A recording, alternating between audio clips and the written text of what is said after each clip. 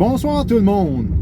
À soir, je vais vous parler pourquoi que Bitcoin m'intéresse autant que ça. Je vais vous conter une anecdote, une histoire de pizza que vous avez peut-être déjà entendue, mais qui, quand tu prends le temps d'y penser, le terme HODL prend tout son sens. Bitcoin a une valeur qui cesse d'augmenter. Oui, tu as des hauts, oui, tu as des bas.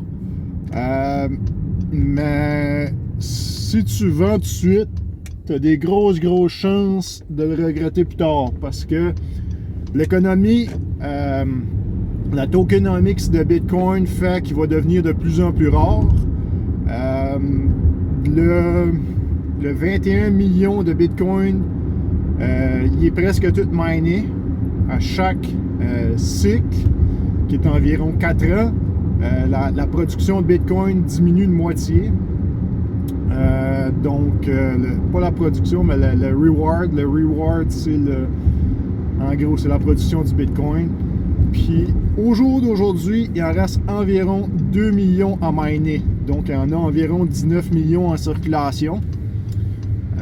Puis, la production, le mining, les rewards sont censés arrêter autour de l'an 2141, si ma mémoire est bonne. Donc, plus que ça va aller, moins que les miners vont être récompensés pour le travail. Donc, ils vont se miner moins vite aussi. So, ça va faire que ça va être encore plus rare. Si je vous dis une statistique que j'ai déjà entendue aux États-Unis, il y a environ, je pense que ça date de 2020, environ 19 millions de millionnaires aux États-Unis. Donc, si chaque millionnaire se dit qu'ils veulent un Bitcoin, juste aux États-Unis, présentement, il y a juste assez de Bitcoin pour chaque millionnaire en ait rien qu'un. Quand tu prends la peine de penser à ça, MicroStrategy puis Michael Saylor appartiennent, me semble, autour de 220 000 Bitcoin. Donc, ça te short la demande. Puis, eux autres, les buying average, ça, ils ont acheté à n'importe quel prix, mais le average de valeur cost de Bitcoin est environ 30 ou 35 000 US. Donc, si ça descend en bas de 35 000, je pense pas que Michael Saylor va vendre ses bitcoins. Ils vont garder jusqu'à temps que ça monte. Puis, il a déjà dit qu'il ne vendrait pas de bitcoin.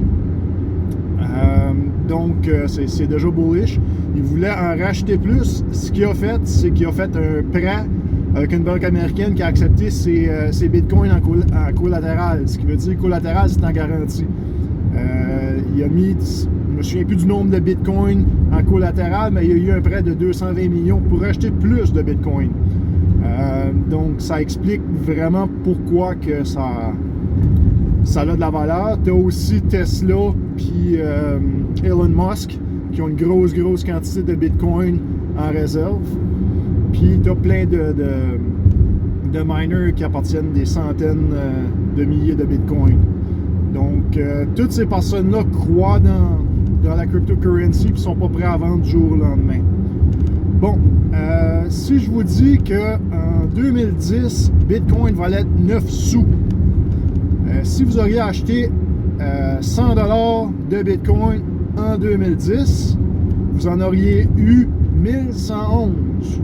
Aujourd'hui, ce 100 $-là représenterait 56,5 millions de dollars US.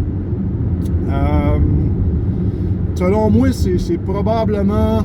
Non, c'est pas probablement. C'est le asset qui a monté le plus rapidement dans l'histoire des investissements. Il n'y a rien qui a eu un rendement comme ça. On parle d'un rendement de 56 000%, qui est fou. Puis, avec encore plus d'argent en circulation présentement, je ne serais pas étonné. Puis j'ai entendu des chiffres Bitcoin à 1 million vers 2030. Écoute, j'ai j'ai de la misère à croire ça, mais un 500 000 US Bitcoin, ça serait fort possible. Tout de suite, Bitcoin, aujourd'hui, il est à 39 008 US. Donc, imagine les gains potentiels, même si ça en appartient rien qu'une petite partie, une infime partie. Je vais terminer la vidéo de ce soir avec l'histoire de la pizza. L'histoire de la pizza, c'est un monsieur Lorenzo, ça sonne comme ça. Lui, il a acheté 2 pizzas chez Papa John's, puis il les a fait livrer chez lui pour la modique somme de 10 000 bitcoins en 2010. Si on fait le calcul rapide, son 10 000 bitcoins en 2010, que lui pensait que ça allait être juste un flop ou quelque chose comme ça, il ne croyait pas réellement dans la valeur du bitcoin parce qu'il a dépensé 10 000 bitcoins sur 2 pizzas. J'espère qu'elles sont à la bonne, ces 2 pizzas, parce que ces 2 pizzas, aujourd'hui, ils valent, je l'ai marqué ici, environ 400 millions US. Ce que je suis pas mal sûr que 400 millions pour 2 pizzas, ça veut dire 200 millions de la pizza. Je pense pas qu'il y ait une pizza au monde qui se vende aussi cher que ça. Puis, pour souligner cet événement-là, pour lui rappeler sa mésaventure, bien entendu, dans le monde de la crypto, tu as le 21 mai. C'est la journée qu'il a acheté ses 2 pizzas et rendu le Bitcoin Pizza Day. Comme si c'était passé, il frottait d'en face.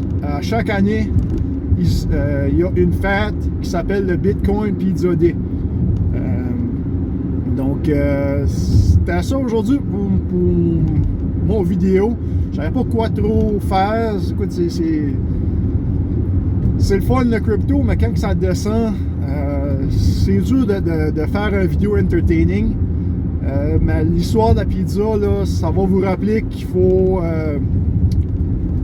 pas perdre patience dans le marché, puis que juste à garder sans vendre, vous pouvez quand même faire beaucoup d'argent. Bonne soirée!